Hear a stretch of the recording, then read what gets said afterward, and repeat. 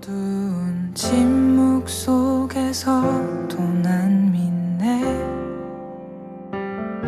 능하신 내 주님 일하고 계심을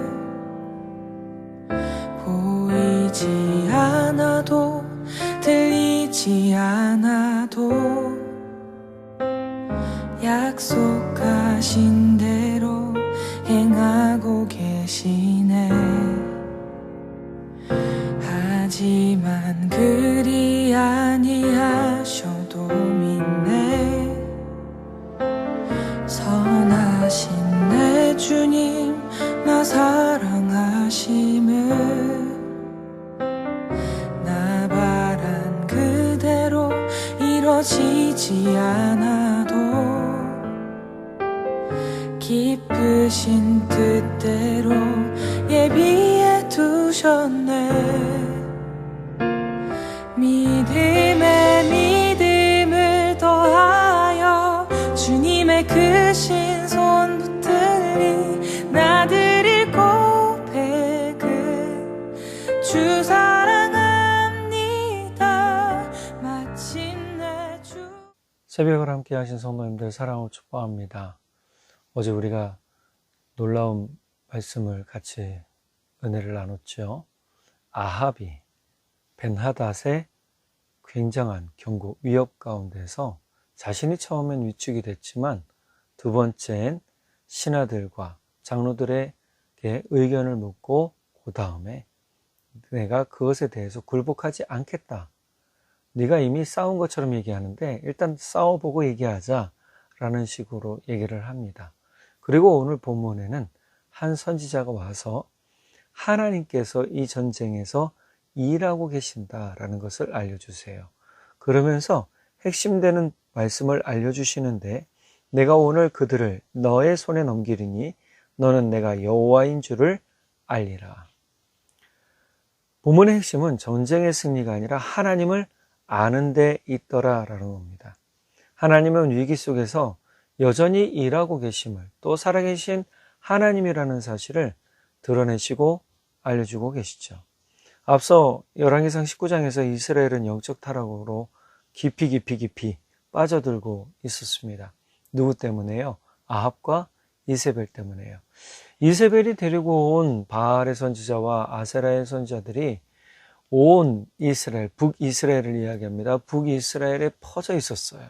그리고 산당, 즉 우상을 섬기는 제단들이 산들마다, 산 봉우리들마다 다 세워져 있었단 말이에요. 그때 하나님께서 하나님됨을 알려주시느라 어떻게 합니까? 엘리야를 쓰시고 엘리야가 그 영적 전쟁에서 하나님이 살아계심을 드러내시고 하나님이 싸운 전쟁에서 하나님의 하나님됨을 알려주셨단 말이에요. 하나님께서 그 모든 일을 진행하셨어요. 엘리야가 한 게 아니에요. 엘리야가 한 일은 딱 하나입니다. 그 하나님의 일을 아합과 백성들에게 전하고 보여준 겁니다. 그럴 때 하나님의 하나님됨을 많은 사람들이 알게 되었죠. 그런데 중요한 건 여전히 엘리야는 위협 가운데 두려우며 떨고 있었고 그럼에도 불구하고 하나님은 엘리야를 다시금 위로하시고 격려하시고 세우시고 힘주시는 놀라운 은혜를 경험하고 끝끝내 그 사명에 감당할 수 있는 은혜를 더해 주셨다라는 것입니다. 그리고 나서 어제 이제 아합이 굉장한 위험 가운데 빠지게 되죠. 벤하닷이 32명의 속국 왕을 데리고 사마리아를 둘러 진치고 아합을 위협하는 겁니다. 너희의 것 다 내놔라. 그랬을 때 4절에 보면 내 것은 다 당신 것입니다 라고 했는데 두 번째 이제 신하를 보내서 모든 것을 너희의 궁전부터 시작해서 백성들의 장로들, 신하들, 백성들의 집안을 다 뒤져서 가진 거 다 갖고 가겠다 그러니까 그때부터 노가 되는 겁니다. 이 당시 아합은 하나님에 대해서 여전히 신뢰하지 못하고 있었던 상황이에요. 그리고 나서 오늘 본문의 선지자 이야기가 다시 한번 나왔죠. 선지자가 내가 오늘 그들을 내 손에 넘기리니 너는 내가 여호와인 줄을 알리라는 말씀과 함께 그러면 누구를 통하여 그렇게 하시겠습니까? 라고 아합이 질문을 하니까 하나님의 대답은 의외였습니다. 각 지방 고관의 청년들로 그렇게 하리라. 이 청년들은 정예군이 아닙니다. 그냥 나르라고 해서 젊은이, 수행원, 보조인력을 의미합니다. 나약한 청년들이죠. 근데 제가 이 말씀 보니까 사사기 7장 2절에 나오는 기드온의 이야기가 문득 생각이 났습니다.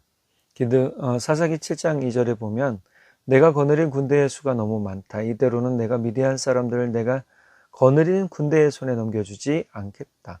이스라엘 백성들이 나를 제쳐놓고서 제가 힘이 세어서 이긴 줄 알고 스스로 자랑할까 염려된다. 자, 이 말씀 오늘 딱 이거예요. 분명히 10,000명의 사람들이 자원해서 몰려왔는데 그 중에서 고르고 골라서 300명을 남겨두고 기드온과 함께 수많은 적군과 싸워서 승리하게 하셨죠. 이거는 사람의 힘과 능력으로 된 것이 아니라 하나님이 싸우신 전쟁에서 하나님이 이기신 전쟁이다. 그것을 보여주기 위함이란 말이에요. 오늘 본문에도 보면은 많은 사람들이 나온 것 같잖아요. 그런데 실제 오늘 그 숫자가 나옵니다. 232명의 청년과 7,000명의 군사로 수많은 아람 군대를 상대하게 하셨어요. 승리가 사람의 능력이 아니라 하나님 능력이다라는 것을 보여주는 겁니다. 여러분, 적은 수 또는 적은 능력 또는 적은 조건 그런 게 중요한 게 아니에요. 먼저는 헌신하고 결단하고 순종하는 데 있더라. 그러니까 이 숫자 232명과 7,000명의 군사는요, 헌신되고 순종하는 사람들을 이야기하는 겁니다. 결국 이러한 믿음의 사람들을 통해서 어떻게 해요? 바로 전쟁의 승리를 얻게 되죠. 16절에 보면 벤하닷은 마치 승리에 도취된 사람처럼, 아직 전쟁도 하지 않았는데 승리에 도취된 사람처럼 그 속국의 왕들과 함께 술판을 벌이고 술에 취해 있었습니다. 굉장히 대조적이죠. 아합은 정예군을 준비하고 선지자의 말을 들으면서 또 어떻게 합니까? 벤하닷은 자기가 이미 이긴 것처럼 사마리아 조그만 성이니까 우리가 충분히 이기지 이것조차 못 이기겠는가라고 생각하며 술판 벌이고 있을 때, 그때 어떻게 해요? 멀리서 사람들이 온다는 얘기를 듣고 벤하닷은 화친하러 오는 사람들이라고 생각을 했어요. 그래서 뭐라고 얘기를 하냐면 화친하러 나올지라도 사로잡고 싸우러 나올지라도 사로잡으라. 저들이 싸우러 나오는지 화친하러 나오는지 모르지만 무조건 뭐 하라는 거죠? 사로잡으라. 우리가 저들조차 사로잡지 못할 능력이 없겠느냐, 이런 거예요. 힘이 없겠느냐 이거죠. 근데 결국은 누가 이겼는가? 네, 이 아합의 군대가 승리를 하게 됩니다. 아합이 잘나서 뛰어나서 그런 게 아니에요. 하나님이 이 전쟁의 주인이 누구인가를 알려주시는 거란 말이에요. 본문의 승리는요, 군사력의 승리가 아닙니다. 232명의 청년과 7,000명의 군사가 거대한 아람의 연합군을 이긴 이유는요, 하나님께서 싸우셨기 때문이에요. 여러분, 우리의 삶도 하나님과 함께해야 견디고 이기고 최후 승리를 얻게 되는 줄 믿습니다. 오늘 본문 전체를 딱 핵심으로 보면 너는 내가 여호와인 줄을 알리라. 우리는 하나님이 어떠한 분인지를 알면요, 우리가 두려워할 이유가 없더라는 거예요. 그래서 어제 우리가 두려워했던 아합의 모습에서 백성들의 말을 듣고 또 장로와 신하들의 말을 듣고 어떻게 해요? 용기를 내는 아합의 모습을 봤잖아요. 사람의 말을 듣고도 용기를 그렇게 듣는데 하나님의 말씀을 가지고 있으면서도 왜 그렇게 두려워하는 우리의 모습인지 모르겠습니다. 여러분, 하나님은 위기 속에서도 살아계시고요, 약한 자를 통해서도 일하시고 하나님의 영광을 위해 나타내시는 분이십니다. 바울이 뭐라고 그랬습니까? 나는 약한 자입니다. 나는 아무것도 아닙니다. 나는 무명한 자입니다. 그러나 나는 무명한 자 같으나 유명한 자요. 나는 약한 자 같으나 강한 자요 라고 말을 해요. 누구를 통해서요? 바로 예수 믿음을 통해서 그렇게 이야기를 합니다.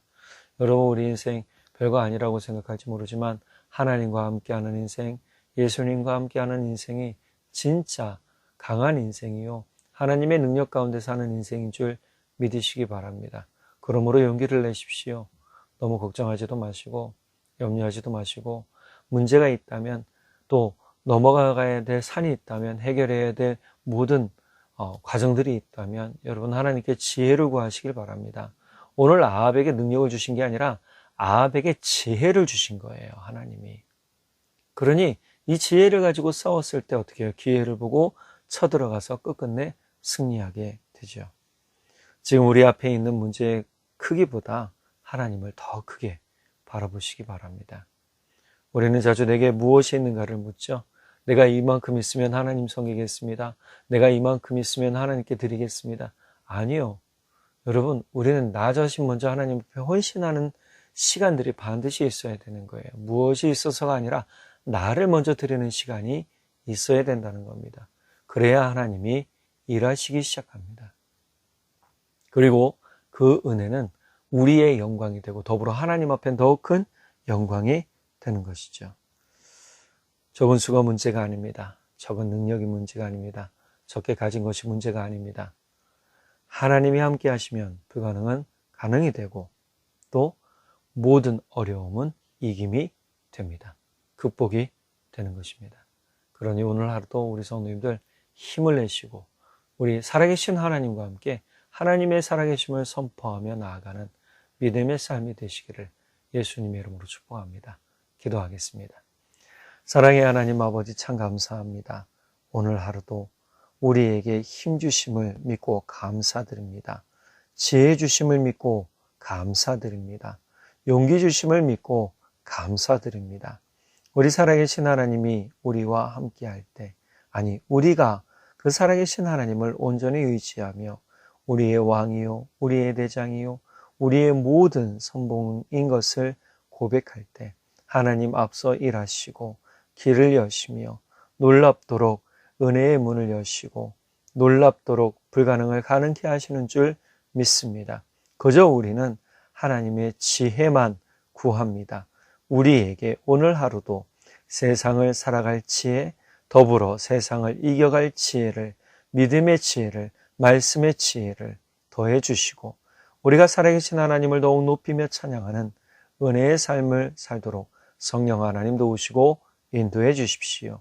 이른 새벽부터 늦은 저녁까지 수고하고 애쓰는 우리 성도님들, 땀 흘리며 온 마음과 온 뜻을 다해 내게 맡겨진 일들에 충실하며 가정에 충실하며 교회에 충성하는 우리 성도님들 주님 붙들어 주시고 지켜주시고 안전케 해주시며 건강 책임져 주옵소서. 주님께서 크신 은혜로 함께 하실 것을 믿고 감사드리며 우리 주님 예수님의 이름으로 기도드렸습니다. 아멘. 오늘 하루도 우리 성도님들 힘내시고요. 살아계신 하나님, 살아계신 예수님과 함께 동행하는 복된 삶 사시기를 간절히 축복합니다. 사랑으로 축복합니다. 믿음